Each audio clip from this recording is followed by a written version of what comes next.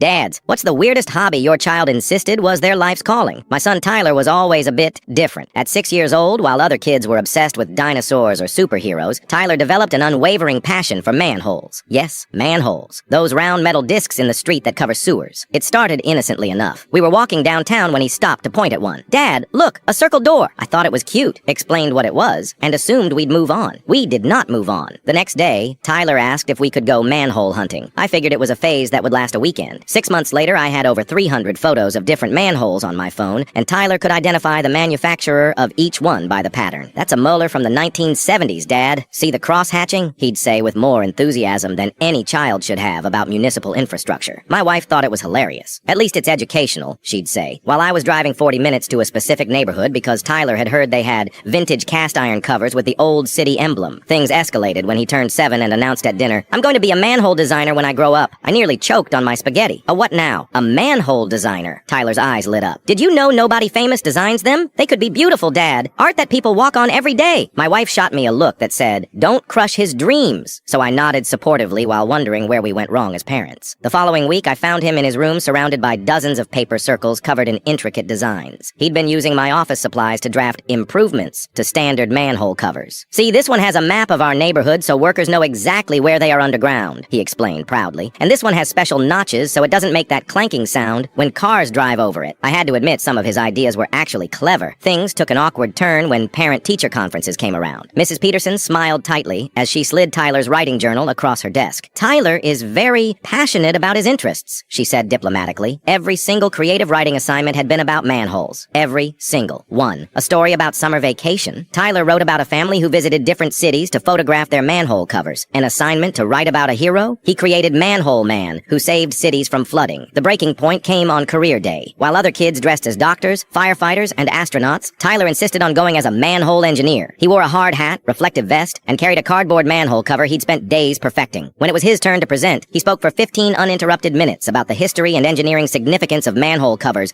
complete with a passionate explanation of why they're round instead of square. "So they can't fall through their own holes, Dad. It's genius." I sat in the back of the classroom, part mortified, part proud of his confidence. That evening, as I tucked him in, I asked gently, "Do you really want to design manholes when you grow up?" Tyler looked at me seriously. "No, Dad." I felt a wave of relief. "I want to design and install them. It's a complete art form." 8 years later, Tyler's now 15 and has moved on to other interests like normal teenagers. But occasionally, I'll catch him slowing down as we drive over a particularly unique manhole cover, a small smile playing on his lips.